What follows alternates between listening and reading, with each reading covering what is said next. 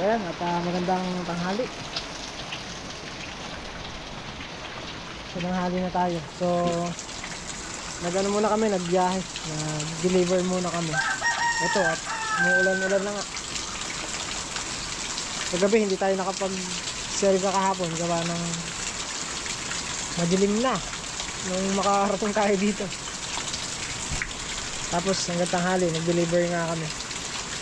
Ngayon pa lang tayo magsiserga.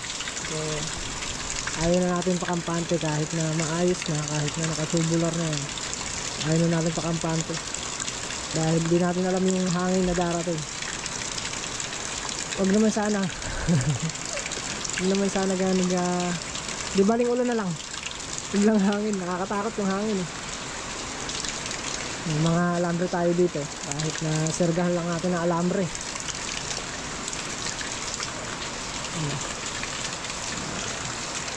Ito, saka yun, yung likod ano yun eh, naka-open kasi kami dito sa gilid.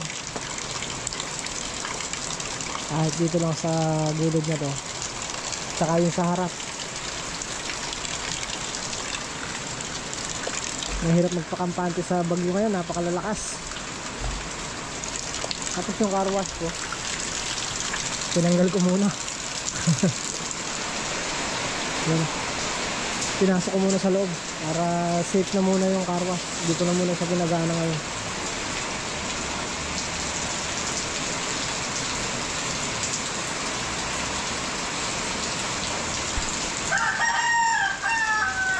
Mga alambre tayo dito.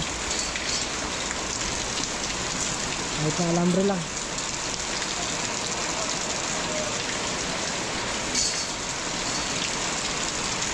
Kain lang muna tayo para makahatak na alambre. Darating lang kasi namin. Inabot pa kami ng ulan sa daan.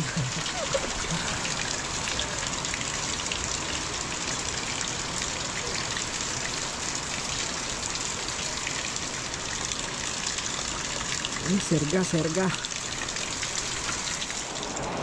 Bili muna pala tayo ng ano natin. Kailangan natin para ready na tayo.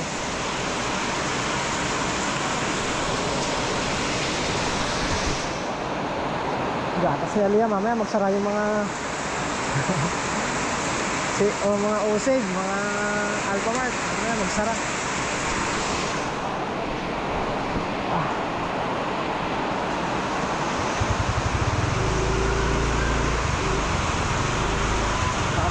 Malakas na ulan. Di baling ganyan na lang sana, ulan na lang.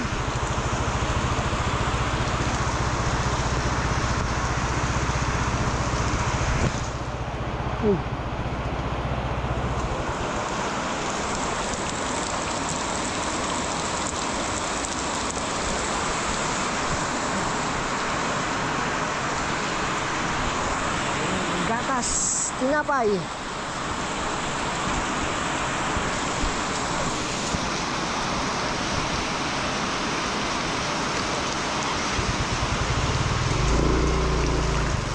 Nanghali na kasi kami kaya ngayon pa lang tayo halos mag-prepare ng mga kwan kailangan.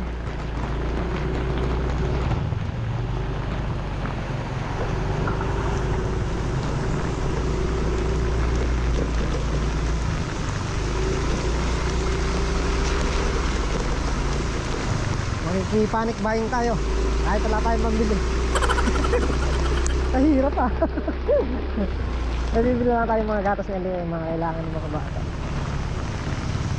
para hindi na tayo lalabas sa kasagsagan talaga ng kwan ng ulan, ng bagyo.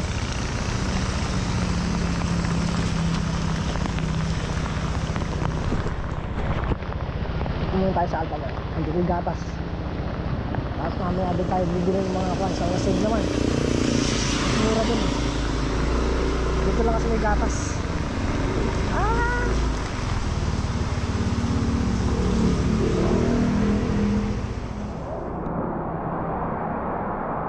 Lakas ng ulan.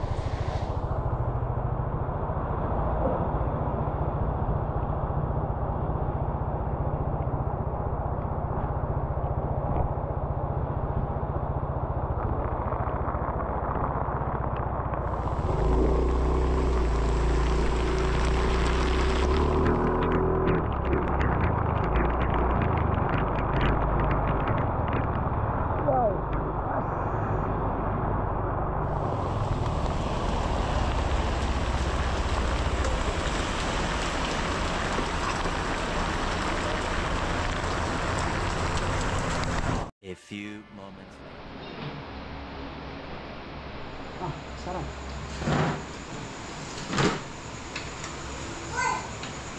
Yung woy. Dilim.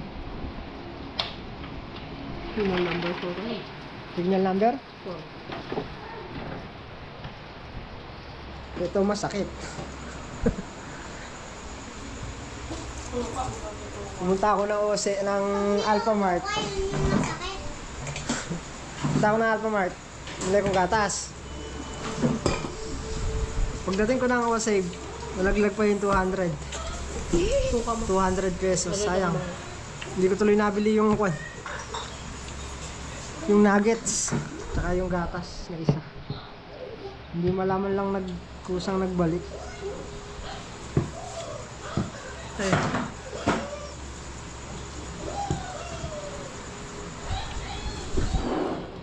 Sayang. 200 din yun. Hinahanap ko, binalikan ko doon sa pinuntahan ko, wala. Hindi ko na makita.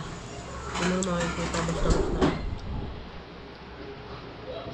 Pero meron nakatingin sa akin kanina. Duda ko lang. Hindi ko naman pinaghihinalaan. Duda ko lang. Panay ang tingin niya sa akin. Alam niya naghahanap ako. Pero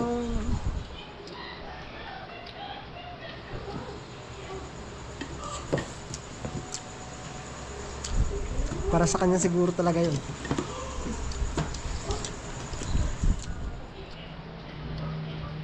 Sayang.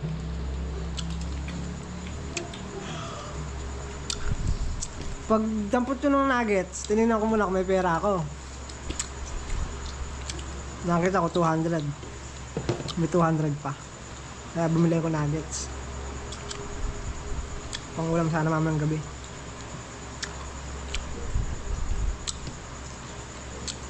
Ba't nung nasa counter na ako, magbabayad na ako, wala yung 200.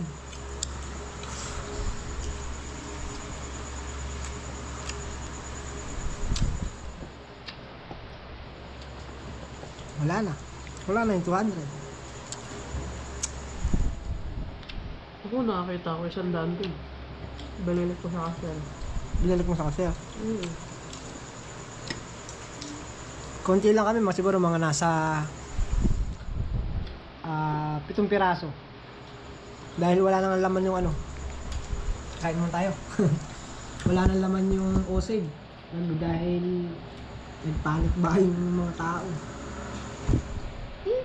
Wala na rin mga tinapay, mga gatas na kuwan. Wala na. Mga easy open na mga dilata, wala na rin.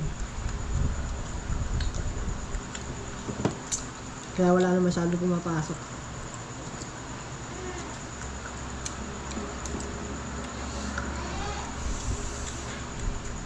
Nahulog pa.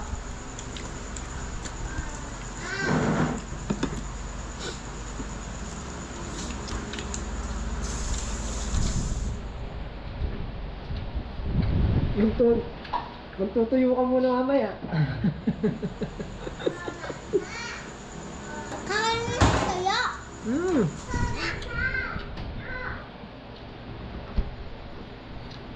Handa tayo muna, paano gagawin natin? Ito na yung ulam natin. Nalamlag yung pera. Lagi, ito na yung ulam natin palagi. Ha? Hindi, balikan mo. Balikan mo yung pagkain. Wala na tayong babalikan.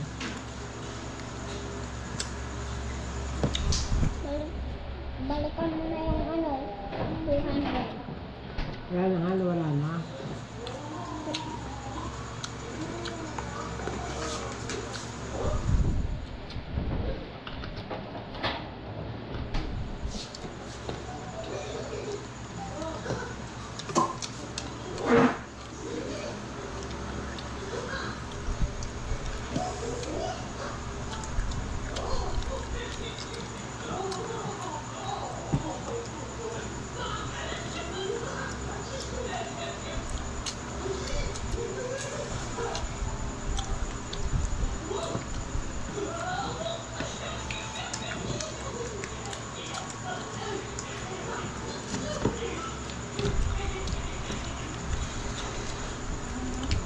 Wala man lang usang nagbalik.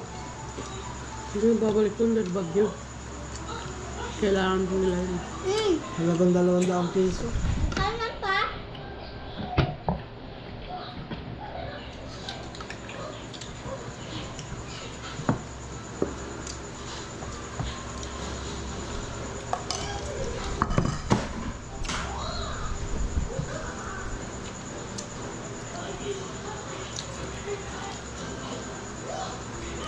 Buti na akong bumili sa ano. Sa Alphamart.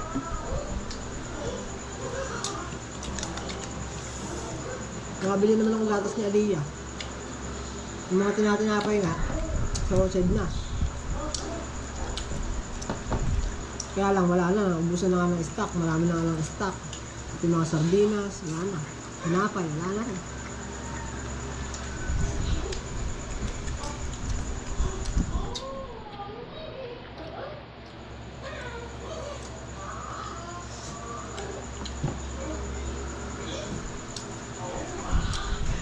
Ultimo mga sitcherya, wala. Bus. Mura kasi dun eh. Nagpanik ba yung tao?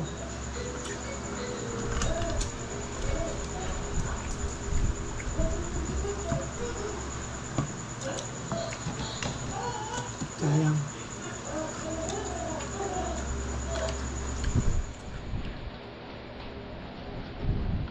Hindi para sa akin ng 200. Para sa iba. And then? Kanino ba yung 200? Sa akin, wala. Paano gano'n na? Ito ulam namin. Balikan mo. Piniritong pusit. Binili ni Mrs. kahapon. Ngayon lang nailuto.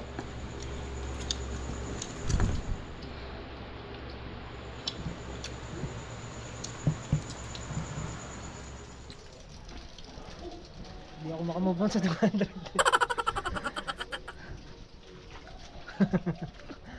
Nakikatali na lang ako. Wala mo lang nagkusa nagbalik.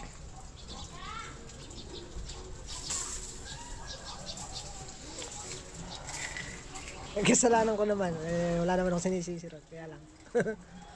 Wala akong wala man bang kusang nagbalik kahit nasa counter man lang sana, ano? Ay, ganun talaga. Tali na lang ako ng bubong. Lamig.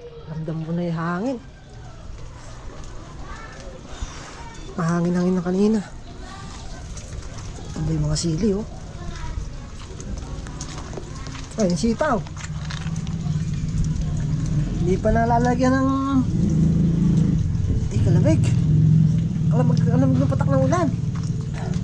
Hindi pa nalalagyan ng... Patawag ito. Letting. Tumumba na. Kamatis, sayang. Lalaki na. Tutulusan natin. Ay, kalamig.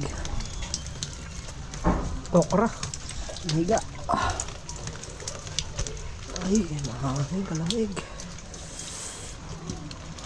Ah, nabunot.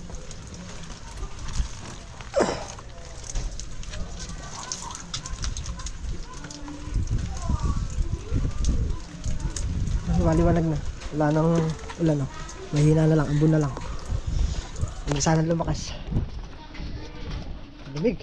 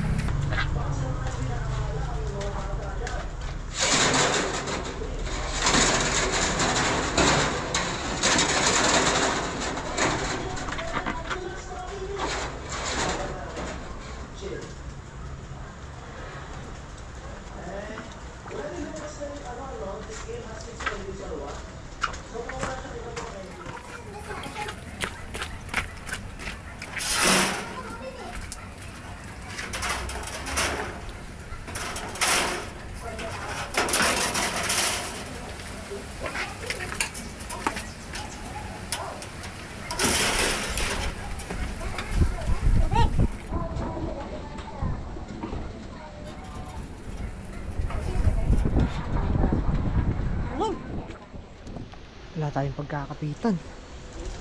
Sa taas lang talaga, dito lang. Bagay yung yero lang naman ng kwan eh. Pagka natanggal niya to, buo na. Yero lang ang kwan natin eh. Kasi ito open to eh.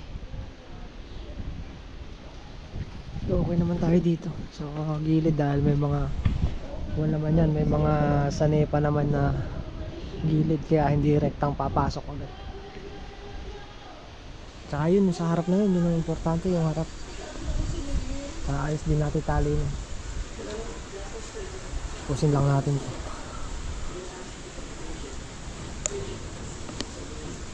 Ito kasi yung mga tubular na yan, nakaka-welding dito yan sa biga. Kaya pagka inangat yan, isang buo. Ang kinukuha ko lang yung yero. Mamaya yung yero only pa rin, hindi matanggal yung balangkas. So pwede na natin siguro itali dito sa gilid na to sa may tubular. Para yung ano lang yung yero nya, may pigil yung yero.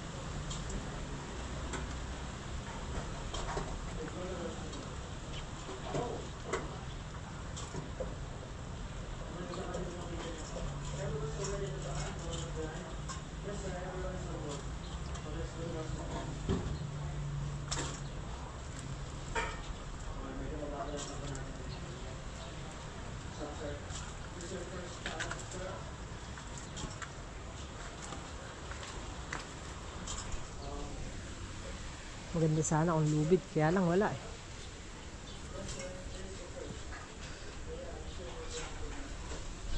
Yung pambili natin ng lubid, nahulog eh. Sa harap muna tayo. Ayusin ko muna yung harap.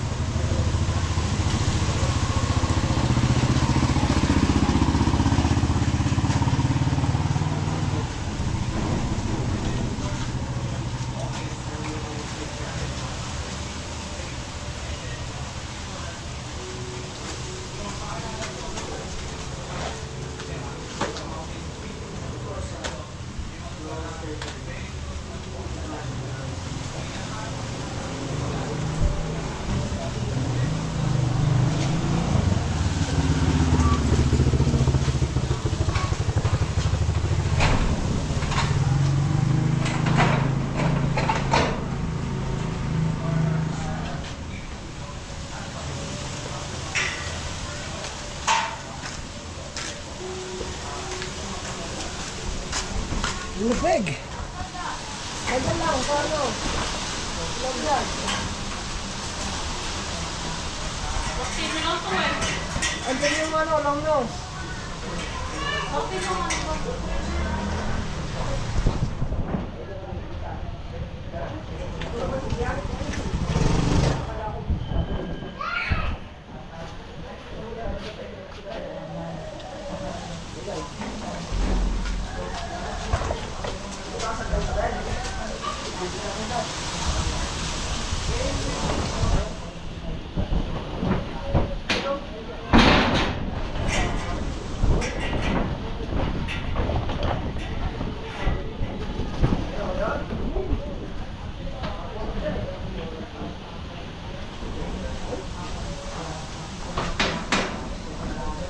ko yung gripo dito sa labas.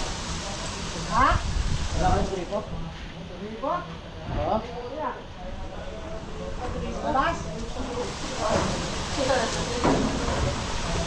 Gusto, makapasok siya eh.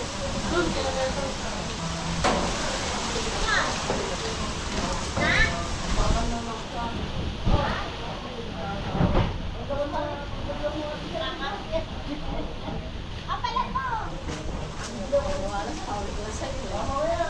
Posible naman Luis siya.